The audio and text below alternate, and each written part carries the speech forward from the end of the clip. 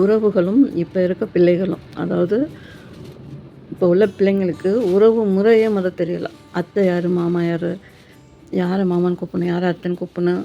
யார சித்தப்பான்னு கூப்பிடணும்? எதுவுமே தெரியல. ஏன்டா அது அது அதுக்கு தெரிஞ்சது பூரா அவங்க அப்பா, அம்மா. அதோட சரி. வெளி உலகம்னா ஃப்ரெண்ட்ஸு. ஸ்கூலில் டீச்சர். அவங்கள மட்டும்தான் அவங்களுக்கு தெரியும். என்றைக்கோ ஒரு நாளைக்கு ஏதோ ஒரு இடத்துக்கு அதுவும் இப்போ உள்ள பிள்ளைங்க எந்த ஒரு ஃபங்க்ஷனுக்கா எதுக்குமே வரமாட்டேங்குதுங்க. வெளியில் போய் அலைஞ்சிட்டு டயர்டாக வர்றதுக்கு அதுக்கு வீட்டில் நல்லா ஏசியை போட்டுட்டு செல்லை பார்த்துக்கிட்டு ஃபோனை பார்த்துக்கிட்டு அதாவது டிவியை பார்த்துக்கிட்டு ஃப்ரீயாக உட்காந்துருக்கலாம். வெளியில் போகிறது அலைச்சல் தான் அப்படிங்கிற மாதிரிலாம் நினச்சிட்டு வரமாட்டேங்குதுங்க. ஃப்ரெண்ட்ஸுங்க கூட எங்கேயோ போகிறதா போகுதுங்க. ஃபேமிலியோடு வெளியில் வரமாட்டேங்குதுங்க. அப்படி இருக்க கட்டத்தில் உறவுங்கள்லாம் அந்த பிள்ளைங்களுக்கு எப்படி சொல்லிக் கொடுக்க முடியும்? உறவுங்களோட திருமணத்துக்கு போனால் அந்த ஏதாவது ஒரு ஃபங்க்ஷனில் போனால் தான் இன்னாருன்னு சொல்லிக் கொடுக்க முடியும். இப்போ தான் உறவுகள் அதிகமாக வீட்டுக்கே வரமாட்டேங்கிறாங்க. வீட்டுக்கு அப்போல்லாம் ஒரு ஸ்கூல்லேயே விட்டுட்டோன்னு வச்சுக்கோங்களேன். ஒரு தாய்க்கு நான் 5, 6 பிள்ளைங்க இருந்துச்சுன்னா அந்த 5, 6 பிள்ளைங்கள் அந்த வீட்டில் தான் இருப்பாங்க.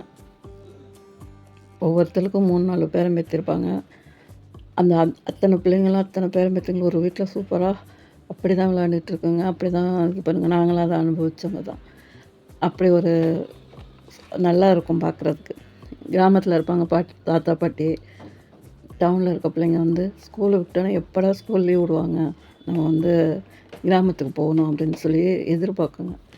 இப்போலாம் பிள்ளைங்க ஸ்கூல் லீவ் விட்டால் எங்கேயாவது டூர் போகலாமா, இல்லாட்டி வேறு ஏதாவது ஸ்பெஷல் கிளாஸ் போய் சேரலாமா, நீச்சல் கற்றுக்கலாமா, இதுக்கு போகிறோம், ஸ்விம்மிங் பூல் போய் கற்றுக்க போகிறோம், இல்லையா ஹிந்தி கிளாஸ் போகிறோம், அப்படி இப்படின்னு ஏதோ ஒரு வகையில் மறுபடியும் அது ஒரு படிப்பு சம்மந்த இதுக்குள்ளே அந்த பொழுதை கழிச்சிருதுங்க. லீவை அதை என்ஜாய் பண்ணுறதே கிடையாது. ஆனால் அப்போல்லாம் பிள்ளைங்க அப்படி இருக்காதுங்க. அதனால தான் உறவுகள்லாம் நல்லா தெரியும். ஏன்டா அத்தையும் வந்திருப்பாங்க, மாமாவும் வந்திருப்பாங்க. அத்தை பிள்ளைங்க, மாமா பிள்ளைங்க எல்லாம் ஒன்று சேர்ந்து விளையாடுங்க. அப்போ உறவுகள் எல்லாமே நல்லா தெரியும். அப்போ ஒரு தொலைத்தொடர்பு கூட இல்லாத காலம்தான். இருந்தாலும் கூடவும் எல்லாரும் நல்ல ஒரு பாசமுறையத்தோடு ஒற்றுமையாக இருந்தாங்க. இப்போ தொலைத்தொடர்பு அதிகமாக வந்துருச்சு. இன்றைக்கி எங்கே இருந்தாலும் ஒரு ஃபோன் போட்டு யார்கிட்ட வேணாலும் பேசிடலாம். ஆனால் உறவுகள்லாம் பிரிஞ்சு கிடக்குது. யாருமே ஒரு இதே கிடையாது. எல்லா உறவும் அவ்வளோ தூரம் வசதி வாய்ப்பு எதுக்காகுது? ஒருத்தவங்களுக்கு ஃபோன் போட்டு நல்லா இருக்கேன்னு கேட்குறக்கு டைம் இல்லை அவங்களுக்கு. அந்த மாதிரி காலத்தில் தான் நம்ம இப்போ இருக்கிறோம். அதாவது அமெரிக்காவில் இருந்தாலும் சரி, லண்டனில் இருந்தாலும் சரி, ஒரு செகண்டில் எல்லோரும் கூட தொடர்பு கொண்டு பேசிடலாம், என்னவோ பண்ணிடலாம். ஆனால் அப்படி யாரும் ஒரு அண்ணன் தங்கச்சிகிட்ட பேசுகிறதோ, ஒரு தங்கச்சி அண்ணன்ட்ட பேசுகிறதோ, இல்லை அண்ணன் தம்பிக்குள்ளே பேசிக்கிறதோ, அந்த மாதிரிலாம் ஏதாவது ஒரு பிரச்சனையாக ஏதாவது ஒரு ஒரு ஃபோனை போட்டு இந்த மாதிரி நடந்துச்சாமே, நல்லா இருக்கா, இதாக இருக்கா, உடம்பு சரியில்லையா, கேள்விப்பட்டோமா, அதோட சரி. அப்படி தான் இப்போ இருக்குது காலம். அதனால் அந்த உறவுகளோட முக்கியத்துவம் இந்த குழந்தைங்களுக்கு கண்டிப்பாக தெரியாமல் போச்சு எனக்கு தெரிஞ்சு. அதாவது முக்கியத்துவமும் தெரியல, உறவோட முறையும் தெரியல. இப்போ அத்தைன்னு அழகாக கூப்பிடுங்க. இப்போலாம் அத்தை, ஆன்ட்டி.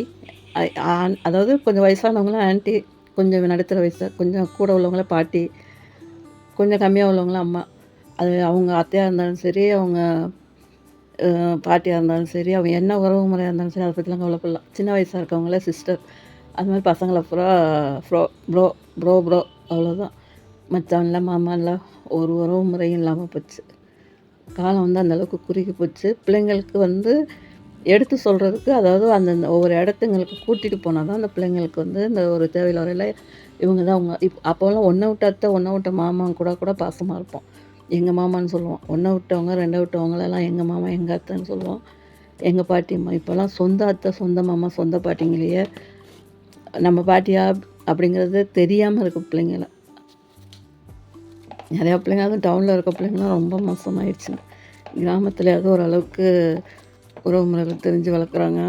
டவுன்லலாம் பிள்ளைங்க சுத்தம் ஒன்றுமே தெரிய மாட்டேங்குது. அமெரிக்காவில் போய் இருக்குதுங்க.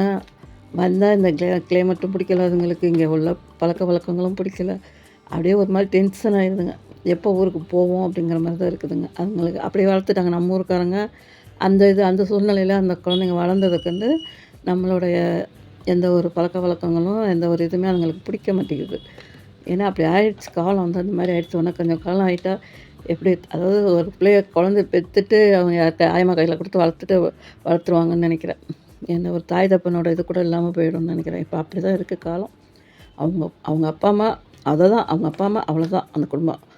இவங்களுக்கு பெரியவங்களுக்கு கொஞ்சம் ஒரு அளவுக்கு நம்ம உறவுகள தெரிஞ்சாலும், அப்படி ஒரு அந்த தான் குடும்பங்கிற அந்த வட்டாரத்துக்குள்ள போயிடுறாங்க. ஒண்ணும் இருக்க இருக்க எதிர்காலம்லாம் எப்படி ஆகுமோ தெரியல. பிடிச்சிருந்தா லைக் பண்ணுங்க.